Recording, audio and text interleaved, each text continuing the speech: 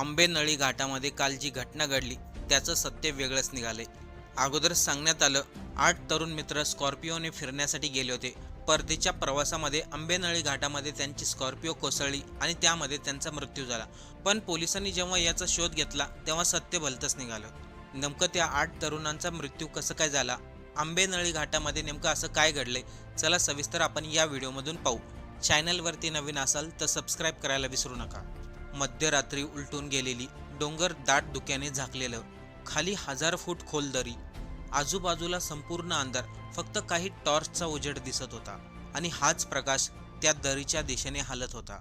Rescue टीमचे सदस्य दोरखंड कमरेला बांधून, जीव धोक्यामध्ये घालून त्या दरीमध्ये उतरू लागले, कारण की वरती उभा असलेल्या प्रत्येकाच्या मनामध्ये एक आशा होती, कदाचित त्या 8 पैकी कोणाचा तरी जीव वाचला असेल, कोणीतरी जिवंत असेल। पण खाली जे दृश्य त्यांना पाहायला मिळणार होतं त्यासाठी कोणाचंही मन तयार नव्हतं। आता सर्वांनी लक्ष देऊन ऐका, नेमकं काय झालं होतं। रात्रीचा काळोख इतका दाटला होता की पुढे 10 फूट काय आहे हे सुद्धा दिसत नव्हतं। दरी खोल होती आणि उतारही जास्त होता, मध्ये झाडं, काटेरी झुडपं आणि त्यामधून स्वतःचा तोल सांभाळत रेस्क्यू टीम खाली उतरत होती।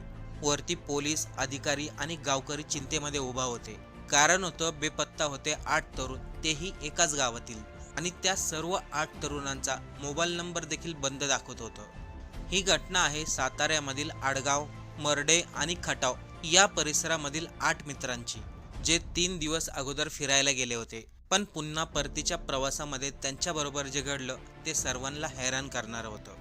22, 23 आणि 24 या 3 दिवस सलग सुट्ट्या आल्यामुळे 8 मित्रांनी कोकणामध्ये फिरायला जायचा प्लॅनिंग केला। आता त्या 8 मित्रांमध्ये कोणी नुकतंच कामाला लागलेलं, कोणी कॉलेजला शिकणारं, तर कोणी आपल्या आयुष्याची नवीन स्वप्न पाहणारं, पण सगळे जीवाभावाचे मित्र। 8ही मित्रांनी आपली स्कॉर्पिओ काढली आणि त्यांनी साताऱ्यावरून दापोलीच्या दिशेने प्रवास सुरू केला। आता इथूनच सर्व या घटनेचा खेळ सुरू होतो। कोकणामध्ये पोहोचल्यानंतर सर्व मित्रांनी मनसोक्त मजा केली। बीचवरती फिरणं, फोटो काढणं, सेल्फी, रात्री उशिरापर्यंत गप्पा मारणं, सोशल मीडियावरती त्यांनी आपले फोटो अपलोड केले। तोपर्यंत अगदी सगळं सामान्य होतं। त्याच्यामधील कोणालाच कल्पना नव्हती त्यांचे हेच फोटो काही तासानंतर शेवटची आठवण ठरणार आहे। रविवारी संध्याकाळी त्यांनी परतीचा प्रवास सुरू केला। हरणे बीचवरती त्यांनी शेवटचा वेळ घालवला।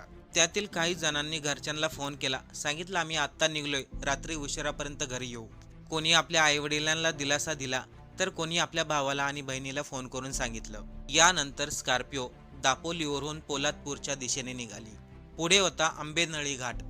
सांगितलं जातंय आंबेनळी घाट हा महाराष्ट्रातील सर्वात धोकादायक घाटापैकी एक आहे, कारण या घाटामध्ये खोल दारे आहेत, एकदम जागेवरती वळण आहे आणि रात्रीच्या अंधारामध्ये हा घाट आणखीन भयानक दिसतो। रात्री उशिरापर्यंत काही मुलांचा त्यांच्या घरच्याशी संपर्क होत होता, पण त्याच्या काही वेळाने अचानक त्यांचा मोबाईल बंद झाला। घरातील लोकांना वाटले कदाचित त्यांच्या मोबाईलला नेटवर्क नसेल, कारण की आंबेनळी घाटामध्ये अनेक ठिकाणी मोबाईलची रेंज जाते।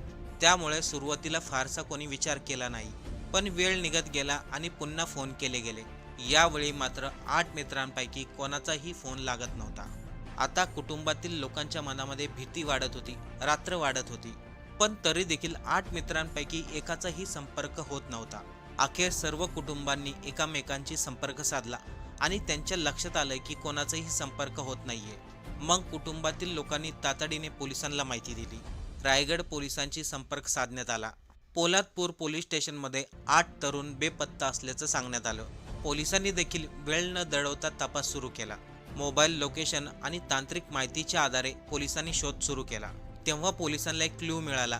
त्या 8 पैकी एका मुलाचं शेवटचं लोकेशन पोलादपूर जवळ दिसलं आणि संशयाची सुई थेट आंबेनळी घाटाकडे गेली। अगोदर पोलिसांनी पोलादपूर जवळ सर्वत्र तपास सुरू केला, पण त्यांना तिथेही काहीही सापडलं नाही। शेवटी पोलिसांनी आंबेनळी घाटामध्ये शोध करायचं ठरवलं। मध्यरात्री घाटामध्ये शोध मोहीम सुरू झाली, पण अंधार इतका होता की घाटामध्ये दूरचं काहीच दिसत नव्हतं। तरीही पोलिसांनी रेस्क्यू टीमला पाचारण केलं होतं। प्रतापगड सर्च आणि rescue team, Mahabaleshwar trackers, Sahyadri trackers आणि स्थानिक बचाव पथक सर्वजण तातडीने घटनास्थळी पोहोचले। रात्री 12:30 ते 1च्या दरम्यान हा अपघात झाल्याचा सर्वांना संशय होता, पण घाटामध्ये नेमकं कुठे शोधायचं ती जागा सापडत नव्हती। अखेर पोलिसांना घाटामध्ये एका स्कॉर्पिओ गाडीचा तुटलेला आरसा सापडला आणि त्यावरून अंदाज आला याच ठिकाणी ही गाडी कोसळली असावी. रात्री साधारणतः 1:30 वाजले होते. त्यावेळेस पहिली रेस्क्यू टीम ही दरीमध्ये उतरली. जवळपास 900 ते 1000 फूट खोल दरी होती. घसरणारा उतारा, मध्येच मोठे दगड, काटेरी झुडपं आणि संपूर्ण जागेवर फक्त अंधारच. एक चुकीच्या पावलाने स्वतःचा जीव जाऊ शकत होता. पण तरीही बचाव पथक आणि रेस्क्यू टीम खाली उतरत होती, कारण की प्रत्येकाच्या मनामध्ये आशा होती खाली कोणतरी जिवंत असणार. साधारणतः रात्री 2:30च्या सुमारास माहिती मिळाली, स्कॉर्पिओ गाडीमध्ये 8 तरुण मुलं होते. अंधारामध्ये दरीमध्ये शोध सुरू होता. त्याच दरम्यान रेस्क्यू टीमला दरीमध्ये गाडीच्या आकाराचं काहीतरी दिसलं. टॉर्च प्रकाश त्या दिशेने वळवण्यात आला आणि समोरचं दृश्य दिसलं. एक स्कॉर्पिओ गाडीचा पूर्ण चक्काचूर झाला होता. रेस्क्यू टीमला वाटलं कदाचित हीच ती गाडी असेल. सकाळी 6 वाजेपर्यंत स्वतःचा जीव धोक्यात घालून रेस्क्यू टीम त्या गाडीपर्यंत पोहोचली. पण तिथे जाऊन समजलं ती स्कॉर्पिओ नव्हतीच. ज्या गाडीचा अपघात झालाय ती दुसरी गाडी होती. रेस्क्यू टीमला जी गाडी सापडली ती होंडा सिटी गाडी होती. साधारणतः 1.5 वर्षापूर्वी त्या गाडीचा अपघात झालेला होता. क्षणभर सर्वजण गोंधळून गेले, कारण की ज्या गाडीचा शोध घ्यायचा होता ती गाडी तर अजूनही सापडली नव्हती. त्यामुळे सर्वांनाच टेन्शन वाढलं. पण तोपर्यंत सकाळचा प्रकाशही दिसू लागला होता. अंधार कमी झालता, उजेड दिसायला सुरुवात झाली होती. तेव्हा संपूर्ण रेस्क्यू टीम स्कॉर्पिओ गाडीचा शोध घेऊ लागली.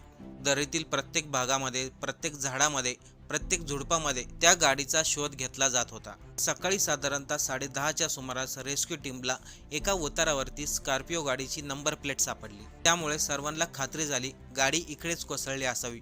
पुढे जाऊन पाहिलं तर सर्वांच्या अंगावरती काटा आला, कारण की तीच ब्लॅक स्कॉर्पिओ त्या ठिकाणी कोसळलेली होती. कारण की स्कॉर्पिओचा पूर्णपणे चक्काचूर झाला होता. कदाचित गाडीने बऱ्याच वेळा पलटी खाल्ली असावी.